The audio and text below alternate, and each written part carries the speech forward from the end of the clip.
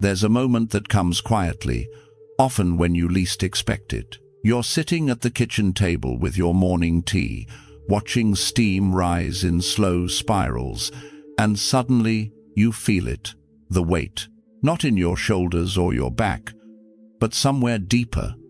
It's the exhaustion of trying to hold everything together, the constant vigilance, the endless mental negotiations with a world that refuses to cooperate. You've spent decades believing that if you just tried harder, planned better, anticipated more carefully, you could keep life from unraveling. You wake at 3 in the morning, mind already racing through tomorrow's worries. You rehearse conversations that haven't happened yet. You grip the steering wheel a little tighter when your adult children make choices you wouldn't make. You lie awake, calculating, controlling, trying to bend reality to match the picture in your mind. But what if I told you that all that effort, all that striving to control, is the very thing stealing your peace? What if the answer isn't trying harder, but letting go, not giving up, mind you, but releasing the illusion that you were ever in control to begin with? The Buddha understood this truth 2,500 years ago.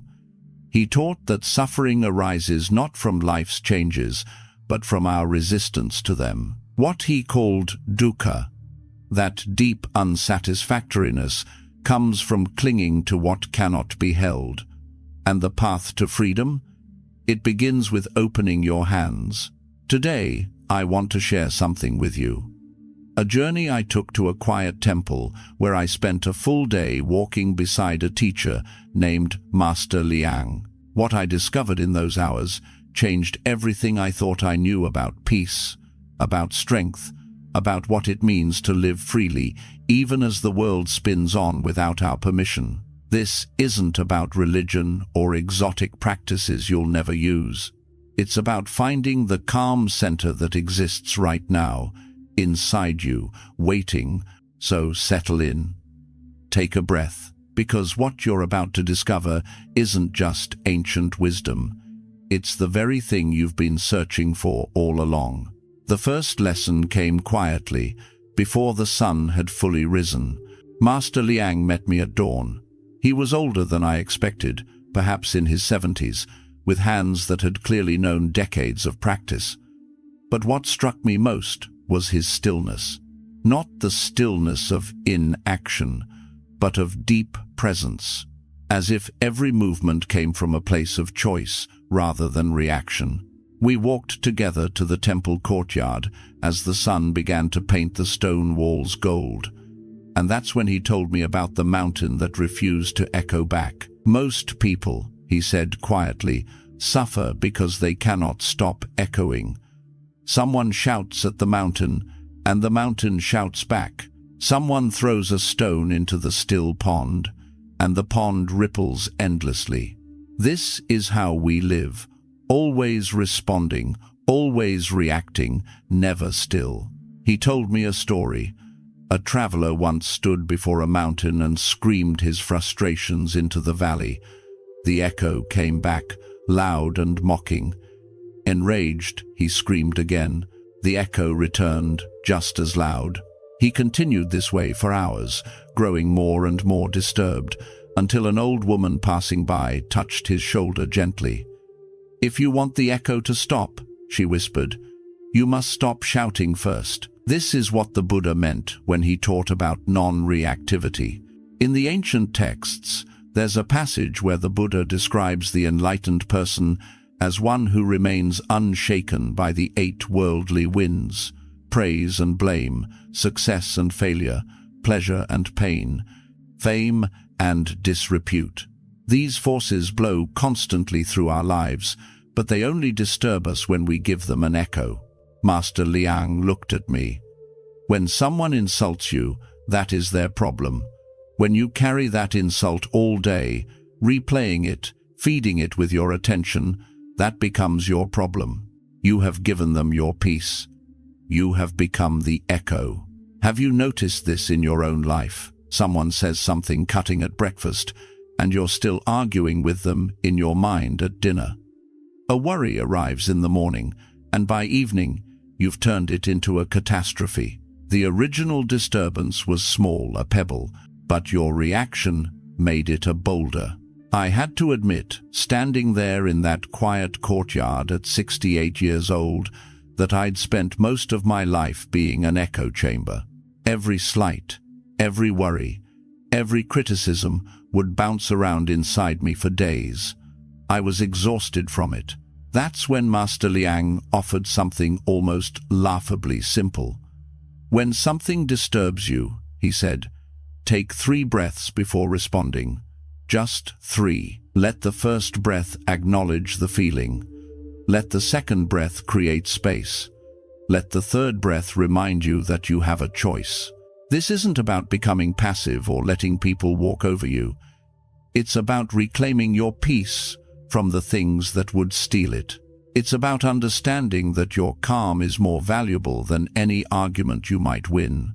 The Buddha once said, "You will not be punished for your anger. You will be punished by your anger." Every time we react without awareness, we hand over our inner life to whatever wind happens to be blowing.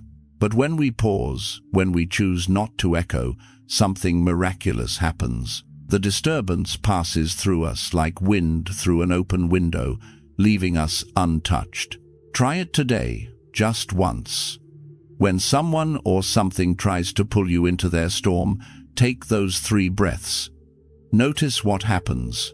You might be surprised to discover that most of what disturbs us only has the power we give it. And the moment we stop feeding it with our attention, it simply dissolves. By mid-morning, we'd walked to a small pond tucked behind the meditation hall. The water was perfectly still, reflecting the sky like a mirror. Master Liang picked up a dried leaf from the path and held it between his fingers. "Watch," he said softly, and dropped the leaf onto the water's surface. For a moment, the leaf simply rested there. Then a breeze caught it, and it drifted slowly across the pond. The water beneath remained calm, undisturbed by the leaf's movement. It neither clung to the leaf nor pushed it away. It simply allowed. "This," Master Liang said, "is how the mind should be. Spacious like water, thoughts come like leaves falling, emotions arrive like ripples from a stone, but you are not the leaf, you are not the ripple. You are the water vast, clear, unchanging beneath it all." This teaching goes to the heart of what Buddhists call anatta, or non-self. We spend most of our lives believing we are our thoughts, our emotions, our reactions. When anger arises, we say, "I am angry." When sadness comes, we say, "I am sad." But the Buddha taught something radical. These thoughts and feelings are not you. They are experiences moving through you, like clouds moving through the sky. I watched the leaf continue its slow journey across the pond, and suddenly something clicked. At nearly 70, I'd spent so much energy fighting with my own thoughts. Every worry felt like a personal attack. Every sad memory felt like it was happening right now, not 30 years ago. But how do we do that? I asked. How do we stop identifying with every thought and feeling that comes? Master Liang smiled. You don't do anything. That is the secret. When you try to control your thoughts, you stir the water. When you fight your emotions, you create more ripples. Simply observe. Watch the leaf float. Don't grab it. Don't push it away. Just notice it's there. Maybe you know what I'm talking about. When you've lived 6, 7 decades like we have, the mind can feel crowded. Every regret you've ever had seems to show up for a visit. Every worry about your children, your health, your finances, they all want attention at once. It's exhausting. This is mindfulness in its purest form. Not the complicated meditation techniques you might imagine, but the simple practice of watching what's happening in your mind without getting tangled in it. The Buddha taught this as vipassana, clear seeing. When you can observe your thoughts without believing every one of them, When you can feel an emotion without being consumed by it, you discover a kind of freedom most people never know. I think of my friend Margaret, 73, who described this experience perfectly. She told me that for years her mind felt like a battlefield. Every worry, every regret, every anxious thought felt like an attack she had to defend against. I was exhausted, she said, from fighting with my own head. Then she learned to simply watch. When the thought came, "My daughter doesn't call enough," instead of spiraling into hurt and blame, she learned to notice. There's that thought again. How interesting. When anxiety about money arose, instead of catastrophizing, she observed, fear is present. It's just visiting. The thoughts didn't magically disappear, but they lost their power because she stopped being the leaf tossed on the water and remembered she was the water itself, spacious enough to hold everything without being disturbed by anything. The sun climbed higher as we made our way through the temple gardens. Master Liang moved slowly, pausing occasionally to tend a plant or straighten a stone on the path. There was no hurry in him, no sense that we needed to be anywhere other than exactly where we were. Then he stopped near a small courtyard where several monks were practicing their form's slow, deliberate movements that looked like a dance with an invisible partner. We watched in silence for a few minutes. Then Master Liang spoke. In the West, you are taught that strength means winning, dominance, getting the last word, proving you were right. But what if I told you that the strongest person is the one who no longer needs to win? He gestured toward the monks. Look at them. They practice with an invisible opponent. They perfect their technique not to conquer anyone, but to master themselves. The real battle is never out there. It is always in here. He tapped his chest gently. I thought about all the arguments I'd had over the years. Relationships damaged because I couldn't let something go. Nights lying awake rehearsing what I should have said. At 68, I was tired. Not just physically tired. Tired of always needing to be right. When someone argues with you, Master Liang continued, and you fight back, you have given them exactly what they wanted. You have allowed them to control your state of mind. Who is really the stronger one? Standing there, I suddenly understood. Every time I'd won an argument, I'd actually lost something more valuable, my peace. There's a practice Master Liang suggested that has changed my life. At the end of each day, he recommended counting not your successes or achievements, but the number of times you chose not to react. Keep score, he said with a slight smile, of the arguments you didn't have, the corrections you didn't make, the times you let someone be wrong without needing to fix them. At first, this felt like losing, like letting people get away with things. But slowly, I began to understand. Every time I chose peace over being right, I was choosing freedom. So here's your practice. Today, notice when someone tries to start an argument directly or subtly. Notice the urge to defend yourself, to correct them, to win, and then make a different choice. Let them be wrong. Let them have the last word. Not because you're weak, but because you're strong enough not to need the validation of winning. We paused for tea in a small pavilion overlooking the mountains. Master Liang poured with the same careful attention he brought to everything, as if this simple act deserved his full presence. I was learning that nothing with him was casual. Every gesture was a teaching. Tell me, he said, settling into stillness, what do you think about most? I hesitated. At my age, you'd think I'd have learned to quiet my mind, but the truth was different. Worry, mostly. What could go wrong? What I should have done differently? Whether people are upset with me? He nodded slowly. You are feeding the tiger. I must have looked confused because he continued. Inside every person lives a tiger, the untrained mind, wild, restless, powerful. And every day, with every thought you choose to follow, you are feeding this tiger something. Feed it worry, and it grows anxious. Feed it comparison, and it becomes bitter. Feed it judgment, and it turns cruel. Soon, the tiger you have been feeding becomes strong enough to destroy your peace. This is the Buddhist understanding of mind training.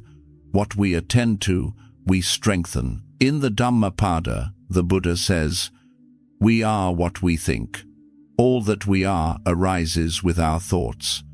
With our thoughts, we make the world." Sitting there, I realized I'd been feeding my tiger nothing but anxiety for decades. No wonder I felt so restless. Master Liang set down his tea. But here is the beautiful secret. That same tiger, properly trained, becomes your greatest protector. Feed it awareness instead of worry. Feed it kindness instead of judgment. Feed it presence instead of endless planning. The tiger does not disappear, but it transforms from your tormentor into your guardian. Perhaps you know this feeling too. When you reach our age 60, 70, beyond, you'd think the mind would settle down, but sometimes it feels louder than ever. All those decades of thoughts, all those accumulated worries, they don't just vanish because you retire or slow down. I've witnessed this transformation in my own life and in the lives of others. My uncle Daniel, who spent his 60s consumed by resentment about his career, always replaying the promotions he didn't get, the recognition that went to others. He fed that tiger daily, and it grew massive, occupying his every thought. His health suffered, his relationships withered. The resentment didn't punish the people who'd wronged him. It punished him. Then, at 72, something shifted. I don't know exactly what triggered it, but he began a practice of gratitude. Every morning, before the old thoughts could take hold, he would name 5 things he was grateful for. Simple things. His morning coffee, the oak tree outside his window, his granddaughter's laughter on the phone. At first, he said, it felt forced, artificial. The resentment tiger was still there, hungry for its familiar meal. But he persisted. And slowly, so slowly, he almost didn't notice the tiger grew quieter.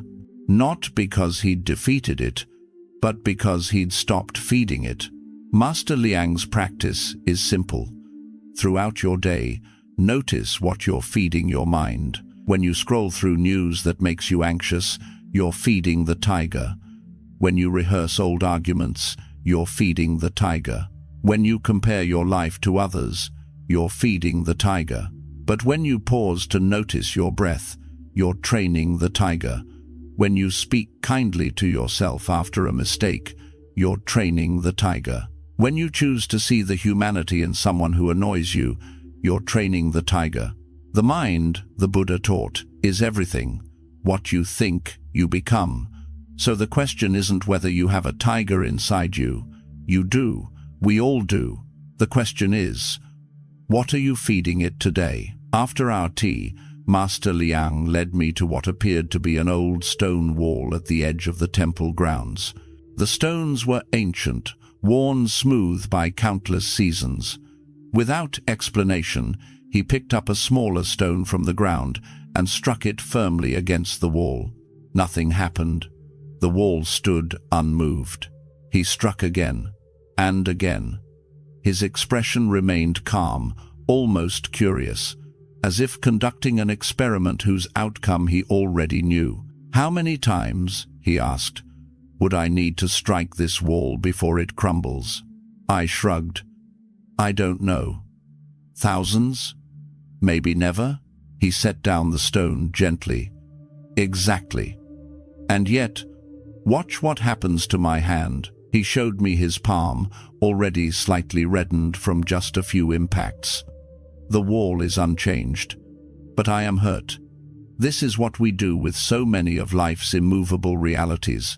We strike against them again and again, demanding they change, and only hurt ourselves in the process. Standing there, I felt something break open in my chest.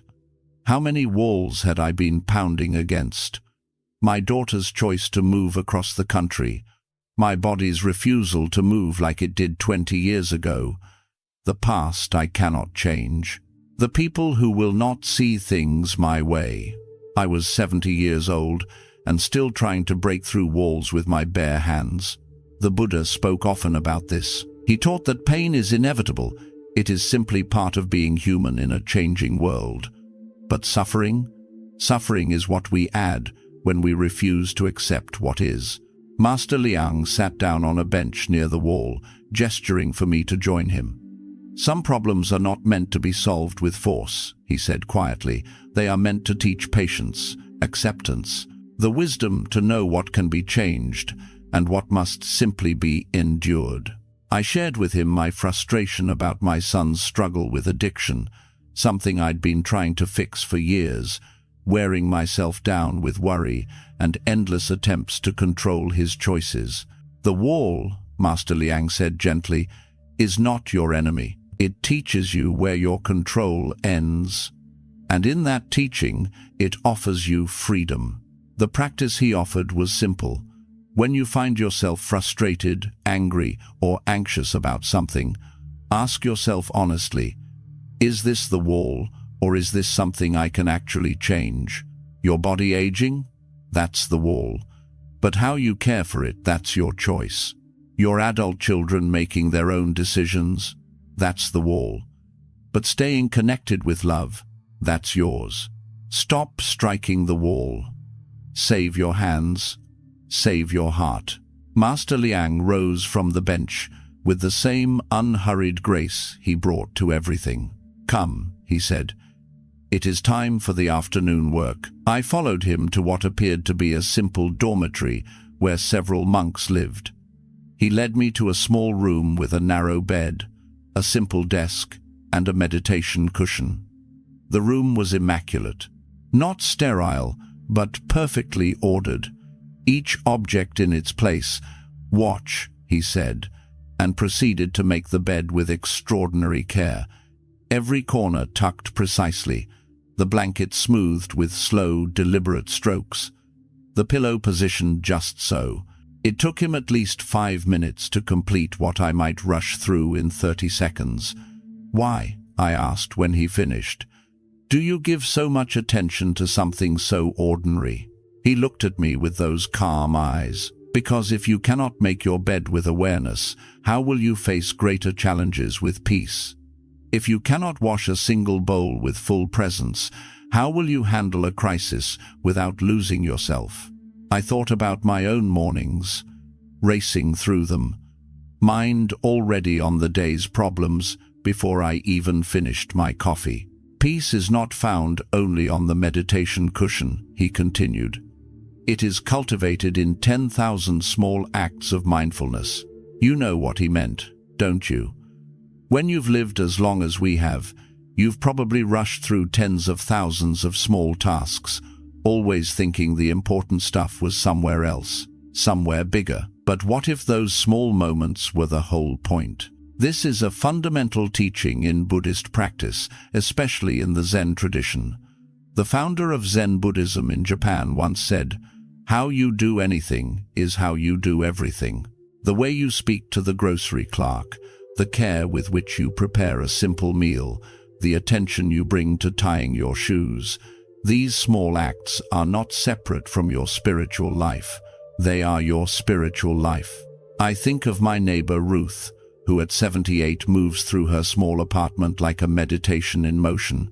She washes each dish as if it were sacred. She waters each plant with full attention. She arranges flowers on her kitchen table not because anyone will see them, but because the act itself brings her joy. People always ask me how I stay so calm, she told me once. They think I have some secret practice, some special wisdom, but really, I just try to be fully here for whatever I'm doing. When I'm drinking tea, I'm just drinking tea. Not planning tomorrow or worrying about yesterday, just tea. This is what the Buddha meant by right mindfulness, one of the steps on the Eightfold Path. It doesn't require sitting in lotus position or chanting sutras. It simply asks that you be present for your own life, moment by moment, task by task. Master Liang's practice for this is beautiful in its simplicity. Choose one daily task, making your bed, washing dishes, preparing breakfast, taking your morning walk, and commit to doing it with complete awareness for 1 week. No rushing, no thinking about what comes next. Just this one thing, fully. You will be amazed, he promised, at what you discover, because in that small act of full presence, you will touch something vast. You will find that peace you've been seeking in grand achievements and major life changes actually lives in the fold of a bedsheet, in the warmth of soapy water on your hands, in the simple act of putting one foot in front of the other. The Buddha taught that enlightenment isn't some distant goal requiring years of study. It's available right here, right now, in the most ordinary moments. If we bring our full attention to them, your whole life could transform, not through dramatic changes, but through bringing this quality of presence to what you're already doing. So try it. Choose your one small practice, and for 7 days do it like it matters. Because it does.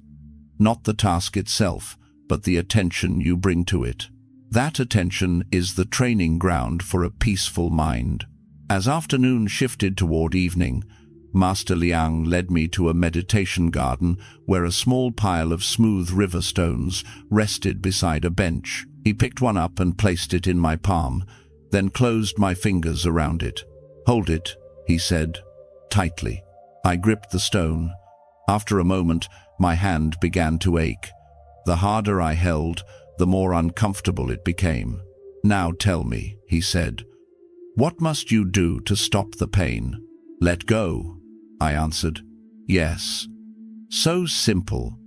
"Open your hand." I did, and the relief was instant. The stone remained in my palm, but the discomfort vanished. Master Liang smiled. "This is all there is to it. Anger is like this stone. Resentment is like this stone. The need to control, the clinging to how things should be, the grudges we carry against those who hurt us, all stones. The longer you grip them, the more you suffer. But release is always available. Just open your hand. This is perhaps the most central teaching in all of Buddhism. The Buddha's very first noble truth acknowledges that suffering exists, but his second noble truth offers hope. Suffering has a cause, and that cause is tanha, usually translated as craving or clinging. We suffer not because life is difficult, but because we grip so tightly to our preferences, our expectations, our demands that reality be different than it is. I confessed to Master Liang something I'd been carrying for years, a bitter falling out with my brother over our mother's estate. We hadn't spoken in 5 years. I'd replayed our argument countless times, refining my position, strengthening my case for why I was right and he was wrong. "And how?" Master Liang asked gently. "Has this helped you?" The question landed like a stone in still water. It hadn't helped me, not at all. The resentment had become a constant background hum in my life. My brother was living his life, probably rarely thinking of our dispute, but I was carrying it every single day. At 70, this seemed like such a waste. How much time did I have left to spend on bitterness? "The stone," Master Liang said, "only hurts as long as you hold it. Not because the stone is bad, not because you are bad, simply because gripping causes pain." He taught me a simple practice. Every evening, before bed, write down one thing you've been gripping: a resentment, a worry, an expectation, an old hurt. Write it on paper. Then, in a small bowl or fireproof container, burn it. Watch it transform to ash. "This is not magic," he said. The problem may still exist tomorrow, but you are practicing the gesture of release, training your mind that letting go is possible, that you can survive without gripping so tightly. I tried it that night with the hurt I'd been carrying about my brother. I wrote it down, the full story of my rightness, his wrongness, the injustice of it all. Then I lit a match and watched the paper curl and blacken. The resentment didn't disappear completely, but something shifted. I slept better that night than I had in months. Open your hand. Let the stone rest in your palm if it must, but stop gripping it. You'll be amazed how much lighter you feel. As the day drew toward its close, we sat together in the meditation hall. The light filtering through the windows had turned golden, and a deep quiet filled the space. Master Liang drew a simple circle in the dust on the floor. Everything, he said, can be divided into two categories. What is inside this circle, and what is outside it? He tapped the center. Inside. Your thoughts, your words, your actions, your attitude. This is your domain. Then he gestured to the vast space outside. Outside, other people's choices, the weather, the past, most of the future, your body's aging, all beyond your control. He looked at me intently. Most suffering comes from trying to control what is outside while neglecting what is inside. I understood this now in a way I hadn't at the beginning of our day together. I'd spent 70 years exhausting myself trying to control the outside while my inner world went untended. Master Liang shared a story from his own life. When he was younger, he tried to build the perfect monastery, every stone perfect, every student perfectly disciplined. He worked himself into exhaustion. Then a storm came. In one night, it undid months of work. Trees fell, walls cracked. He was devastated. His teacher found him in the ruins and said simply, "The storm was outside your circle. Your peace in response, that is inside your circle. Which will you choose?" That moment changed everything for him. The practice he offered became my daily touchstone. Every morning, I draw that circle mentally, write down what's inside my control, my attitude, my words, my kindness, my choices.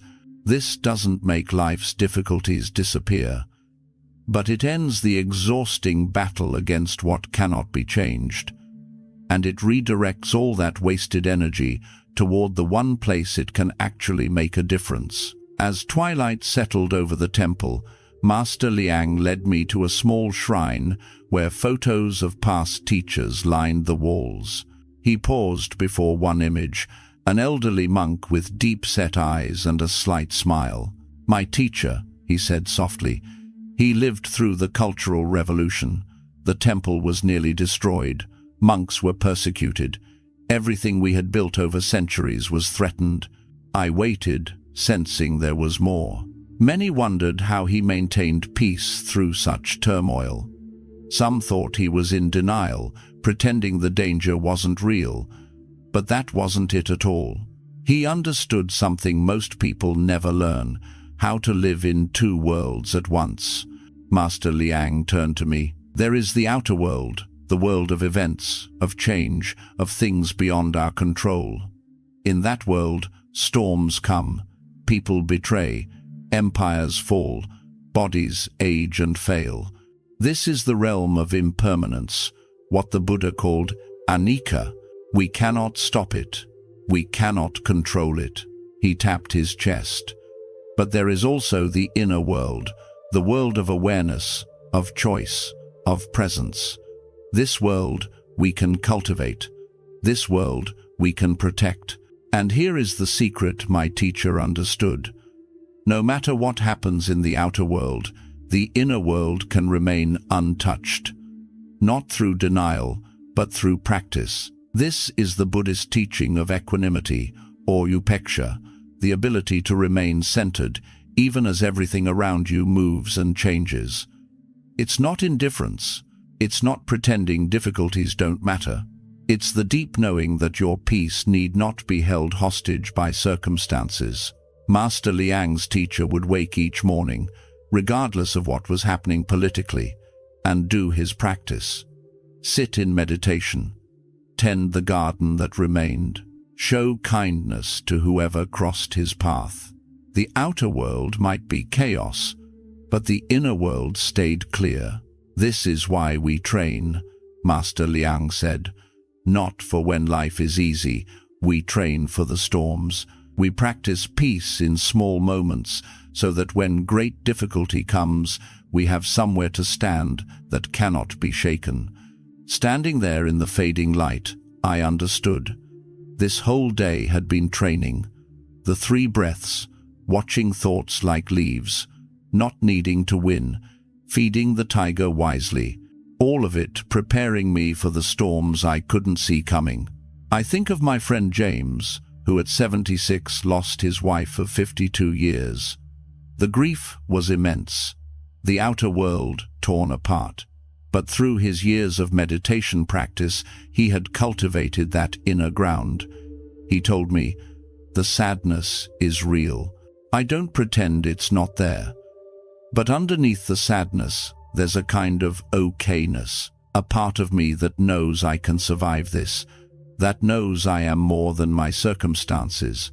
That okayness is what the Buddha meant by nibbana or nirvana, not some far-off mystical state, but the peace that exists beneath all the turbulence, always available if we learn how to access it."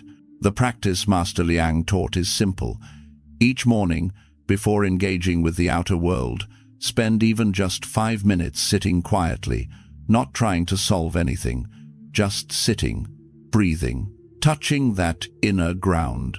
Think of it, he said, like tuning yourself to your own center before you step into the day's demands. That way, when the winds blow, and they will blow, you remember what it feels like to be still. We returned to Master Liang's small quarters as night fell.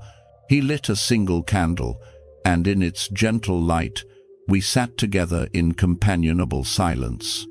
After a long while, he spoke again. "Words have power," he said. "Not magical power, but the power of attention.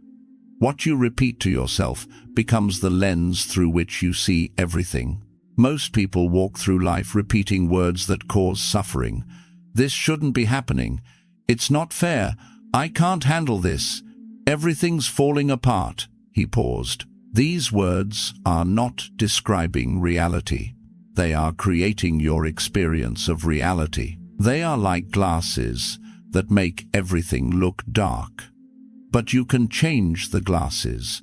You can choose different words. I thought about the words I'd been repeating to myself for years. "It's too late. Nothing works anymore. I'm too old to change."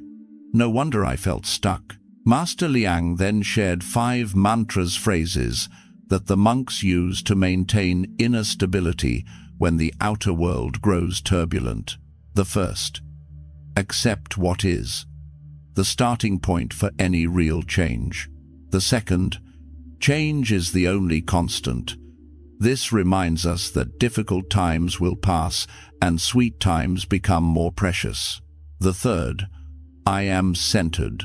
When the world pulls you in 1,000 directions, this calls you back. The fourth, this too shall pass. Nothing, no pain, no difficulty is permanent. The fifth, I choose peace. Not I am peaceful. That might be a lie in the moment. But I choose peace is always available. It's a statement of direction. These 5 phrases became my anchors. When my mind spins into worry, I whisper, this too shall pass.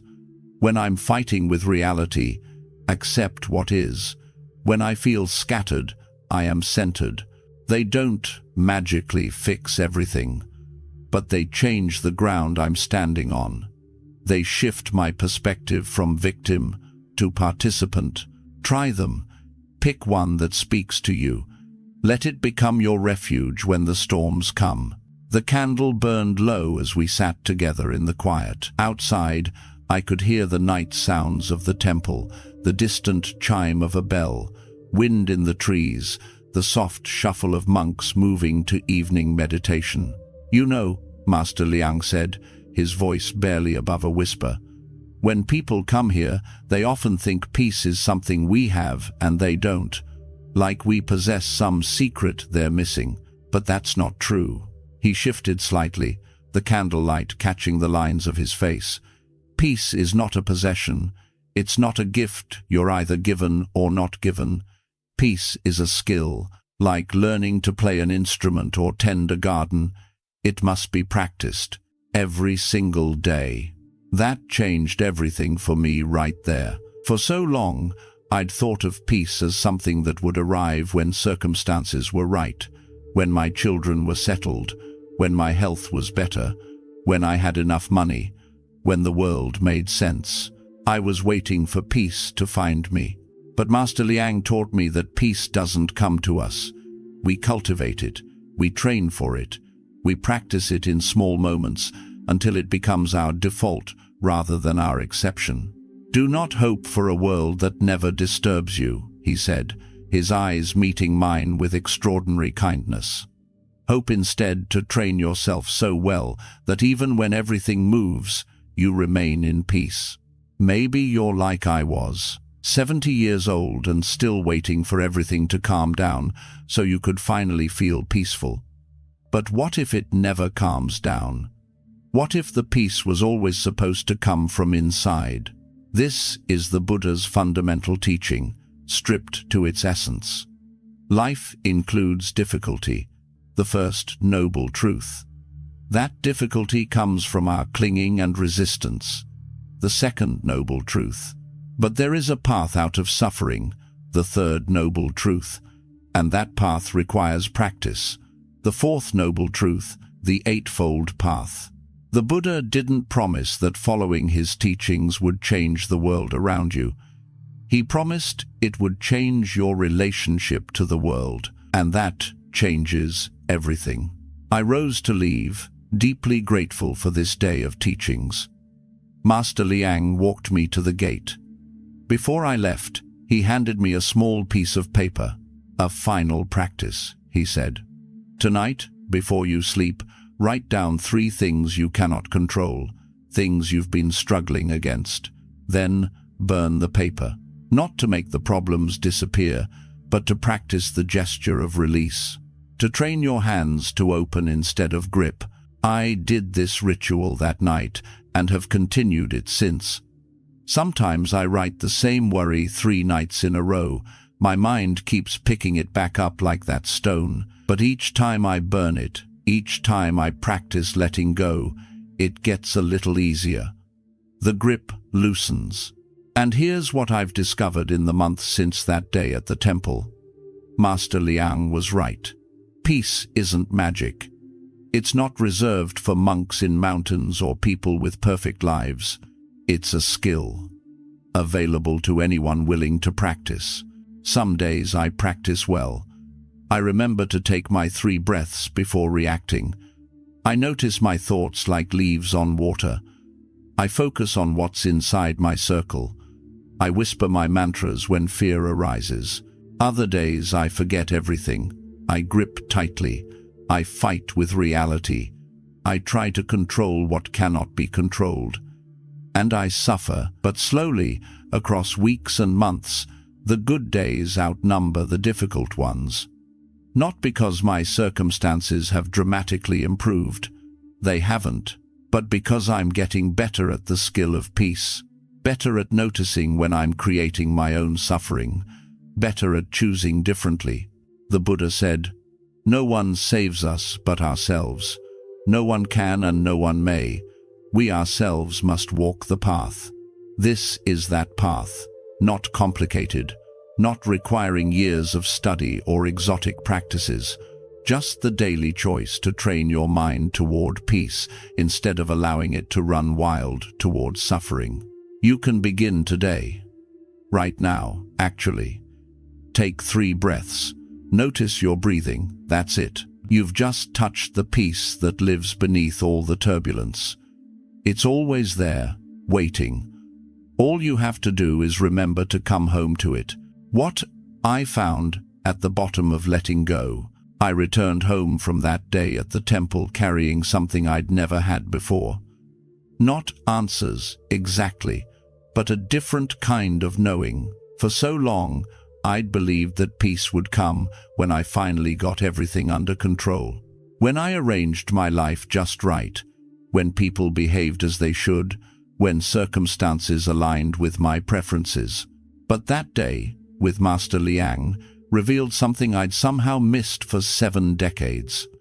Peace was never going to come from controlling the world. It was waiting in the place I stopped trying. What I discovered after letting go of all control wasn't emptiness or helplessness. It was freedom. The freedom to finally rest. In the weeks and months since that day, I've returned again and again to these teachings. Not perfectly. I still find myself gripping stones, fighting walls, trying to control what I cannot. But now I notice it happening. And in that noticing, I have a choice. I think of you now, wherever you are. Maybe you're in your 60s or 70s like me. Maybe you're exhausted from trying to hold everything together. Maybe you've spent years building walls that won't crumble, carrying stones that only hurt your own hands. If so, I want you to know, it's okay to stop. It's okay to let go, not giving up on life, but giving up the exhausting illusion that you were supposed to control it all. When you've lived as long as we have, you realize something. We spent the first half of our lives building, achieving, controlling, managing. But maybe this second half, maybe it's for something different. Maybe it's for learning how to simply be, how to let the river flow without damming it up, how to watch the leaves float without grabbing them. The mountain I visited that day didn't change. The stones are still there.